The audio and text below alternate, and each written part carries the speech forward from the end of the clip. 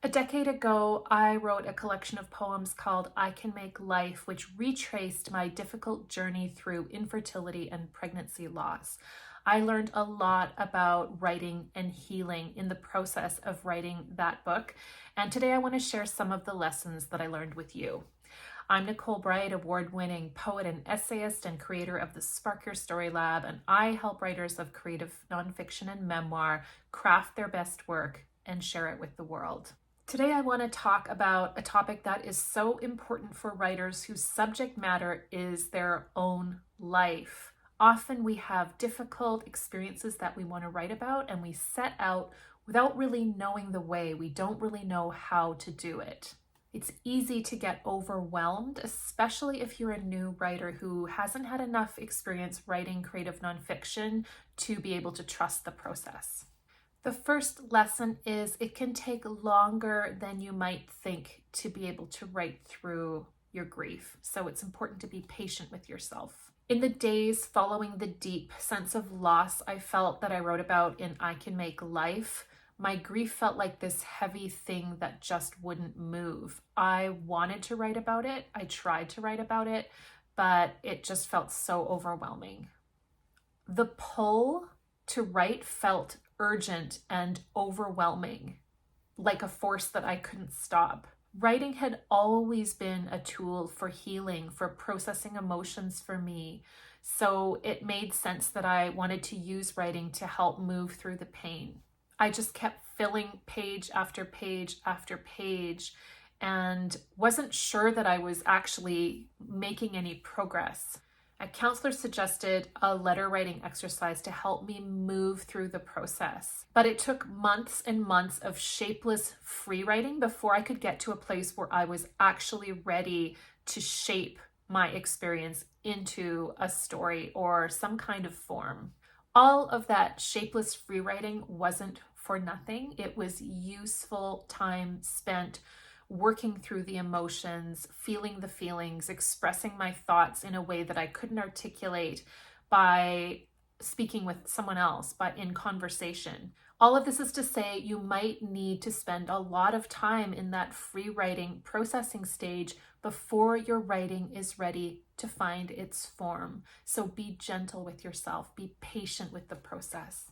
The second lesson is that stories about grief and healing aren't just a gift for the writer, they are also gifts for your readers. And that is an important reason to do this work if you feel called to tell a story.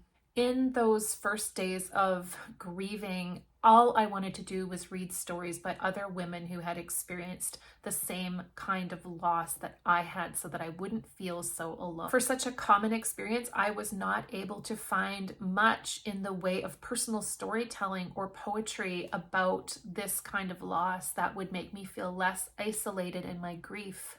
That was actually one of the reasons that I wrote I Can Make Life. I thought if I can't find a memoir or poetry collection or story that speaks to me, I have to write the book that will help the next woman who is suffering this kind of loss and is seeking these kinds of stories. So if you are doubting the importance or the power of your own story, know that your experience is an important experience to write about. It will mean something to someone else who needs your story.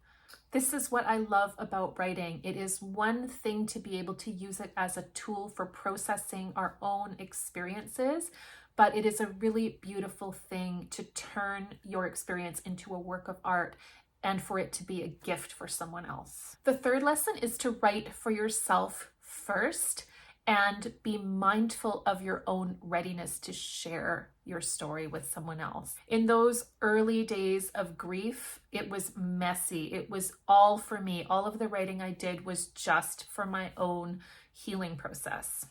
I wrote from that raw, messy place for as long as I needed to. It took about a year for that material to start finding its shape in poems and essays.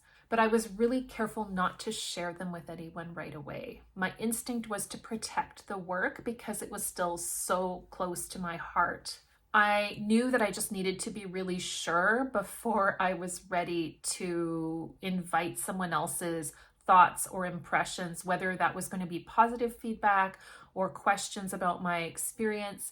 I just needed to give myself the time to feel ready before I shared what I was working on with anyone else. I think this is an act of self-care for writers, to know your own readiness and to protect your work within that sacred boundary before you open it up to someone else. It actually took me 2 years in all to complete the poems that became the manuscript for I Can Make Life. I would say it took me about 2 years to feel ready to share that manuscript with another reader and consider what it might be like to share that work with a wider audience and actually publish the poems. At that stage, I remembered how I felt, how I needed to read stories that would speak directly to me and my heart.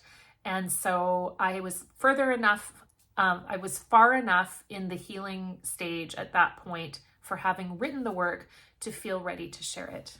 If you felt called to write about your own difficult experiences, I would love to know in the comments if you have any lessons to share with the writers who subscribe to my channel and watch my videos. So please do that. And I hope these lessons that I've shared are helpful to you in your own writing process. Thank you so much for watching, and I will see you in another video.